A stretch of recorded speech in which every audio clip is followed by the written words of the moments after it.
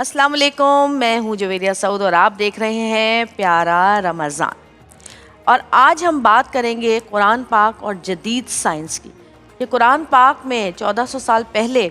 जिन मोअज़्ज़ात का, जिन चीज़ों का ज़िक्र था, वो अब जाके साइंस जो है वहाँ तक पहुँच रही है आहिस्ता आहिस्ता। और न जाने और कितने ऐसे हज़ारों पोशीदा राज हैं कुरान पाक में जो कि हमें नहीं पता, जो हमारे बाद वाली नस्लों को पता चलेंगे। इसीलिए कहा गया है कि कुरान में गौर व फिक्र करो। अगर हम बात करते हैं बिग बैंग थ्योरी की, तो 100 साल पहले तक ये ख्याल किया जाता था कि कायनात खुद ब खुद वजूद में आ गई है। लेकिन उसके बाद अल्बर्ट आइंस्टाइन ने ये कहा कि ये जो दुनिया है ये एक नुक्ते से के धमाके से पैदा हुई और ये फैलती जा रही है। और अगर हम देखें सूरह अनबिया में अल्लाह ताला फरमाते हैं कि काफिरों ने ये ख्याल किया कि आसमान ज़मीन मिले हुए हैं तो हमने इनको खोल दिया। और अब आप देखें दुनिया जो है वो फैलती जा रही है किसी गुब्बारे की तरह। और अगर हम ये बात करें कि दुनिया ख़त्म कैसे होगी, तो अब साइंस ने यही रिसर्च करके बताया है कि जब दुनिया ख़त्म होगी तो ये एक डॉट की शक्ल इख्तियार कर लेगी। और अल्लाह ताला ने सूरह अनबिया 104 में आयत में कहा है कि याद करो जिस दिन हम आसमान को लपेटेंगे जैसे फ़रिश्ते नामाए अमाल को लपेटते हैं, हम इसे दोबारा इसी तरह लौटा देंगे जिस तरह हमने पहले बनाया था। यानी कि जिस डॉट की शक्ल से दुनिया बनी थी उसी तरह वो सिमट के डॉट ही रह जाएगी। अब अगर हम बात करें कि अब जाकर साइंस इस नतीजे पर पहुंची है कि जब इंसान मर जाता है तो उसकी हड्डियां जो हैं पत्थर और लोहे में तब्दील हो जाती हैं। तो सूरह इसरा में अगर हम देखें तो अल्लाह ताला ने जो उसका मफ़हूम है आयत का वो ये है कि उन्होंने कहा कि हमारी हड्डियाँ रेज़ा रेज़ा हो जाएंगी, तो क्या वाकई हमें दोबारा नए सिरे से बनाया जाएगा? तो अल्लाह ताला फरमाते हैं कि तुम फरमा दो कि पत्थर बनो या लोहा। यानी कि ये चीज़ें अब जाकर हम लोगों को पता चल रही हैं। इसके बाद अगर हम बात करते हैं सूरह अनकबूत पे कि जिसमें अल्लाह ताला ने कहा है कि अल्लाह के सिवा कोई मददगार अगर आप बनाते हो तो आप ऐसा करते हो कि जैसे मकड़ी का जो घर होता है, यानी कि सबसे ज़्यादा कमज़ोर घर। ये अल्लाह ताला के उस आयत का मफ़हूम है कि अगर हम अल्लाह के सिवा किसी और पे ट्रस्ट करते हैं, किसी और से मांगते हैं, तो गोया हम एक ऐसा घर बना रहे हैं जो कि मकड़ी के घर का जाला होता है। लेकिन इस पे जाले के साथ साथ जो असल चीज़ बताई गई है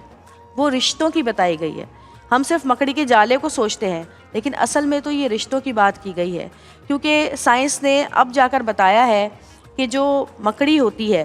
फीमेल जो होती है, वो बच्चे पैदा होने के बाद मेल को मार देती है और फिर जब उसके बच्चे बड़े होते हैं तो वो अपनी माँ को मार देते हैं। तो ये जो रिश्तों की कमज़ोरी है इसको भी साथ में बताया गया है कि मकड़ी के जाले से और मकड़ी के घर से उसको तशबीह दी गई है कि यानी कि जिन घरों में रिश्तों में मोहब्बतें ना हो, रिश्तों में खुलूस ना हो, वो घर सबसे ज़्यादा कमज़ोर है, जैसे कि मकड़ी का जाला होता है। कितनी खूबसूरत बात है, अल्लाह ताला ने किस किस तरह से मिसालें दी हैं। और अगर हम देखें कि शहद की मक्खी की बात की गई है, शहद की बात की गई है कि शहद में शिफा है, तो आज कितने तजुर्बात हो रहे हैं शहद की मुख्तलिफ़ मक्खियों पे और मुख्तलिफ़ किस्म के जो उनके शहद वो लेकर आती हैं, उसका सारा का सारा शुरू से आखिर तक कि वो किस तरह फूलों पे बैठती हैं, कहाँ कहाँ जाती हैं, किस तरह से वो निकाला जाता है, सारी रिसर्च अब हो रही है। इसके अलावा अगर हम बात करते हैं कि हमारे जो प्लैनेट्स थे, पहले कहा जा रहा था कि 8 प्लैनेट्स हैं, लेकिन अब ये रिसर्च हो रही है कि शायद 11 प्लैनेट्स हैं और कहीं तो इस बात साबित भी की गई है कि अब 11 प्लैनेट्स हैं। अगर अब हम बात करें हज़रत यूसुफ़ अलैहिस्सलाम की, तो हज़रत यूसुफ़ अलैहिस्सलाम ने अपने वालिद को बताया था कि उन्होंने ख्वाब में देखा कि 11 प्लैनेट्स जो है वो सजदा रेज़ हैं। तो ये चीज़ें हमें आहिस्ता आहिस्ता पता चल रही हैं। पहले ये कहा जाता था कि पहाड़ अपनी जगह पे साकित हैं, लेकिन कुरान पाक में लिखा था कि पहाड़ हरकत कर रहे हैं। और अब जाकर कुछ सालों पहले ये बात साबित हो गई है कि वाकई पहाड़ हरकत करते हैं, वरना साइंस उस जगह तक नहीं पहुंची थी कि वो बता पाती कि पहाड़ जो है वो मुंजमद हैं या हरकत कर रहे हैं।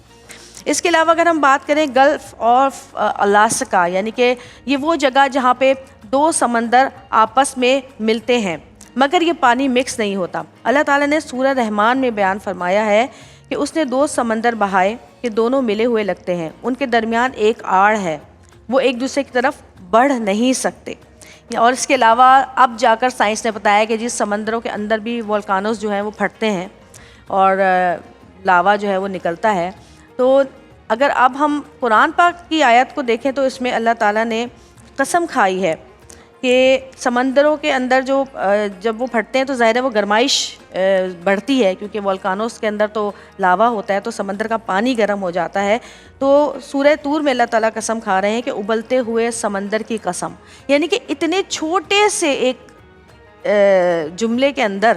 آپ دیکھیں کتنا بڑا راز چھپا ہوا ہے. اسی لیے کہا جاتا ہے کہ قرآن پاک میں غور و فکر کرو. اب ہم آگے بات کرتے ہیں کہ لوہا، کہتے ہیں کہ جی لوہا جو ہے وہ زمینی دھات، مطلب لوہا کہیں پیدا نہیں ہوتا.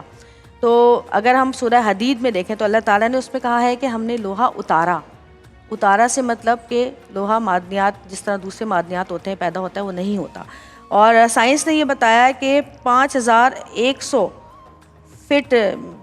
کلومیٹر نیچے جب جاتے ہیں تو تب وہاں پر لوہا پایا جاتا ہے. اور اگر ہم دیکھیں کہ سورہ حدید میں اللہ تعالیٰ نے یہ بھی کہا کہ لڑائی کا سامان ہے، ہم نے تمہارے لیے لوہا اتارا جو لڑائی کا سامان ہے. اب جو پہلے زمانے میں جو دھاتوں سے ہم لوہے سے ہی بناتے تھے سارا سامان، اب بھی لوہا بہت استعمال کیا جاتا ہے ہر اس چیز میں جو کہ ہتھیار ہم استعمال کرتے ہیں. تو اس طرح کی چھوٹی چھوٹی چیزیں ہیں کہ جو ہم اگر غور کریں تو کسی نے بہت پہلے ایک بات یہ بھی کہی تھی کہ قرآن پاک میں یہ بھی پورا بیان ہے، اس کے بارے میں مجھے اتنا پتہ نہیں ہے، لیکن میں نے سنا تھا کہ قرآن پاک میں ذکر ہے کہ اس میں یہ کہا گیا ہے، مفہوم یہ ہے کہ تم آسمانوں کو نہیں چھو سکتے اگر تم سلط کے ذریعے جا سکو. سلط جو ہے وہ تیر کو کہتے ہیں، اور آپ دیکھیں کہ جو بالکل سیدھا جو راکٹ ہم پھینکتے ہیں اوپر آسمان میں وہ ایسے تیر کی طرح ہی بنا ہوا ہوتا ہے. تو بہت ساری ایسی چیزیں ہیں جن کو ہم نے کبھی سوچا نہیں، جن کے بارے میں، لیکن وہ لوگ جو کہ شاید مسلمان بھی نہیں ہیں، بہت سارے ایسے لوگ جو کہ قرآن پاک پہ ریسرچ کر رہے ہیں، اس کا جو ہے اس کی پڑھائی اس طرح سے کر رہے ہیں کہ وہ نئی نئی چیزیں دریافت کر رہے ہیں، اور نشاندہی جو نشانیاں ہمیں بتائی گئی ہیں ان نشانیوں کو لے کر وہ پوری کائنات کے اندر ریسرچ کر رہے ہیں اور نئی نئی وہ چیزیں دریافت کر رہے ہیں جو ہمیں 14 سال پہلے اللہ تعالیٰ نے قرآن پاک کے ذریعے بتا دی گئیں، جو نبی پاک صلی اللہ علیہ وسلم نے اپنی احادیث میں بتا دی گئیں. تو ہم دیکھتے ہیں کہ اب یہ سائنس جتنی ترقی کر رہی ہے وہ ترقی تو قرآن پاک میں کتنے سالوں پہلے ہی بتا دی گئی تھی.